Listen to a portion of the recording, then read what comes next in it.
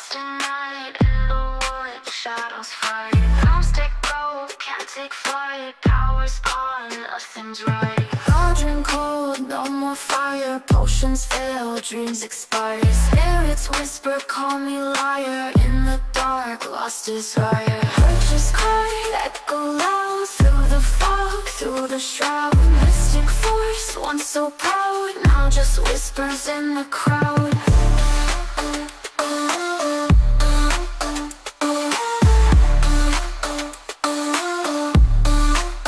Babaylan TV. Hi Water Signs! Welcome po sa inyong reading. So, para po sa mga bago, don't forget to click the subscribe button, smash the like button, comment below kung kayo po ay nakaka-resonate, and hit the notification bell. Kung gusto nyo pong sumali sa ating live session sa kabilang channel po yan, that is Babaylan TV. Kung gusto nyo po ng dalawang reading, nag-upload na po tayo ng reading dun sa ating kabilang channel. So, that's Babaylan TV. Kung hindi nyo po maabutan yung live sessions, pwede naman kayo magtanong dito sa ating comment section as long as the question po is answerable by yes or no.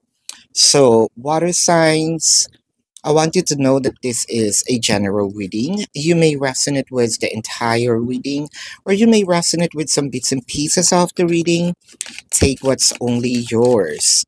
So, simulan na natin, no? Water signs, parang nagkikwento tayo ngayon sa ating mga kaibigan, no? Na, alam mo ba, I think that this is more of us divulging this information, and we kept this for such a long time.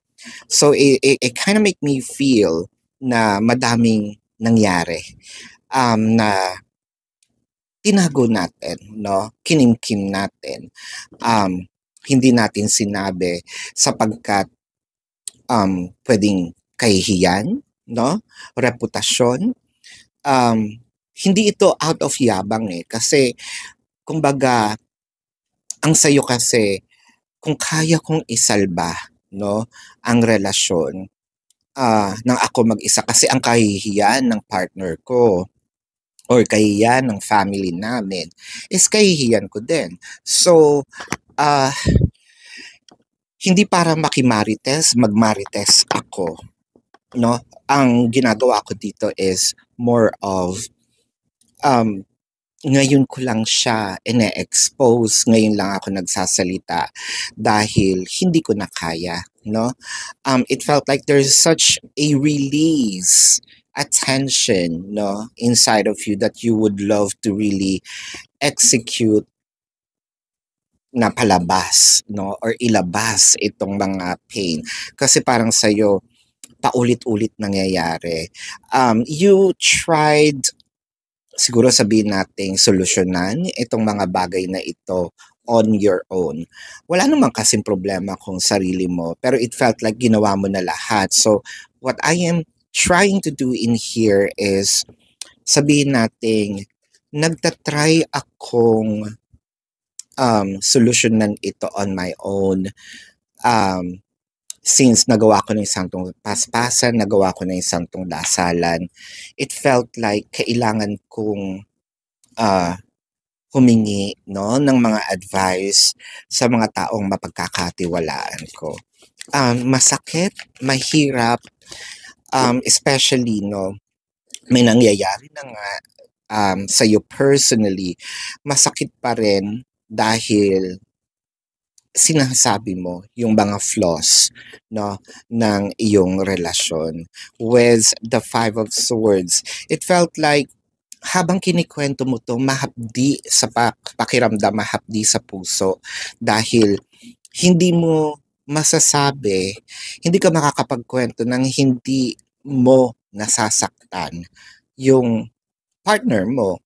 And yun nga kasi yung I think that what we called the selfless love, no?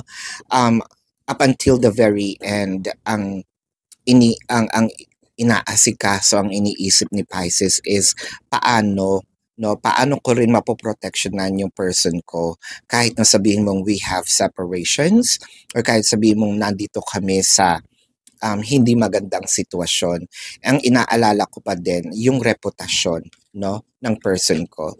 With the Three of Swords, I don't know how much pain you have with the Hangman and the Queen of Swords. Pero kasi, parang, oo, nandun na tayo sa galit ka. Nandun na tayo sa naiinis tayo. Pero, ang nakikita natin dito habang nagkikwento, habang siguro this is also through kung hindi kayo nagkikwento through diary, no? Or baka, Pisces can imagine things. Pwedeng kinakausap niya yung sarili niya sa salamin at umiiyak, no? Habang kinikwento ito sa sarili din niya. It may be weird for, different people, but I can attest to that. Pisces has their dreamy, no? Has their imagination, either to get inspiration or to release this tension or to cry, no? Isa yan sa mga hobby ni Pisces, yung umiyak. Kahit hindi naman sila nasasaktan. How much more kung meron pa ditong masakit na nangyayari. Hindi ako natatawa sa nangyayari sa inyo, ha? Natatawa ko kasi kahit walang nangyayari sa buhay. Dito ako natatawa sa Pisces eh. Kahit walang nangyayari sa buhay nila, gumagawa sila ng way para lang umiyak. Nanonood ng mga movies na nakakaiyak. And you know what? Science prove that crying, no, can release or can somehow prevent the heart problems. Kasi nga, nare-release mo yung stress, nare-release mo yung sakit na nararamdaman mo. And somehow, I don't know, pero ang sabi nila nakapagpaganda daw ng balat. With the Justice and the Six of Wands. So it felt like meron ka naman ditong makukuhang magandang suggestions, magandang idea, no? Para masolusyonan nito. The Justice card is there. And I feel like the Six of Wands is actually a sign of good news, with the Two of Pentacles and the Knight of Wands. So, ang nakikita natin dito,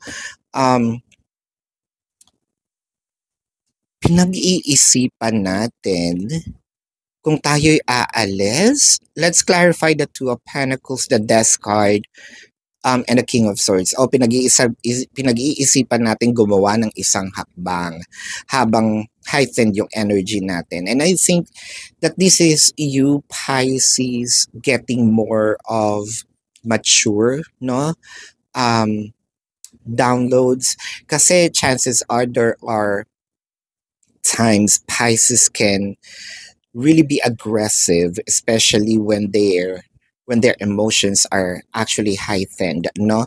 So parang ngayon, mas pinipili mo magkaroon ng isang clear na pag-iisip bago tayo gumawa ng isang aksyon, with the Eight of Pentacles and the Tower.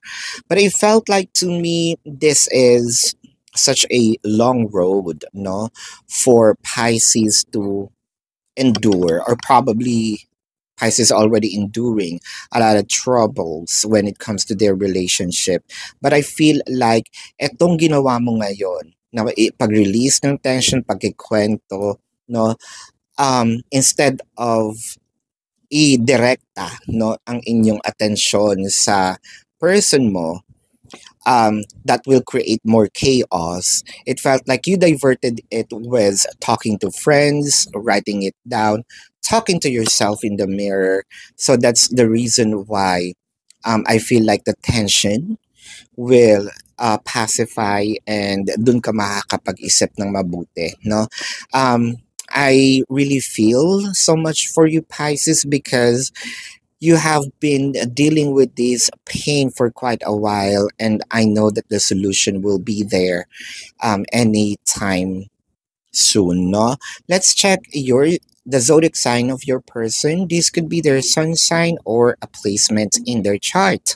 So I'm seeing Taurus, Sagittarius, Scorpio, Virgo, Leo, Libra, Cancer, no?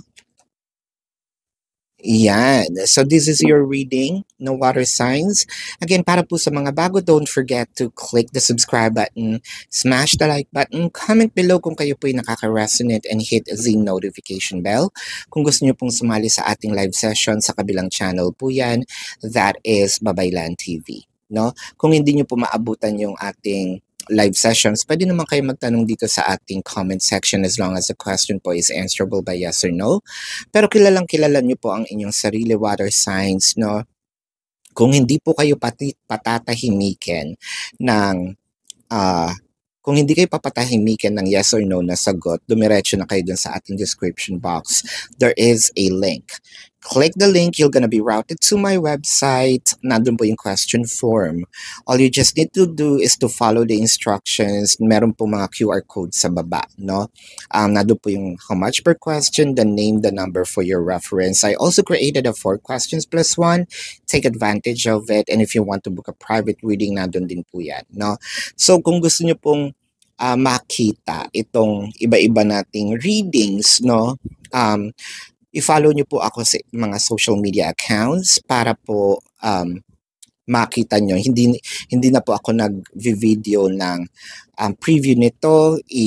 Yung snippets nito nandun po sa TikTok. Iba-iba po siya. So follow me on all social media accounts para po makita nyo yung iba-ibang readings natin. You might resonate on that. Water signs, this is your reading. Love and light. Namaste. See you po sa susunod na reading. Goodbye.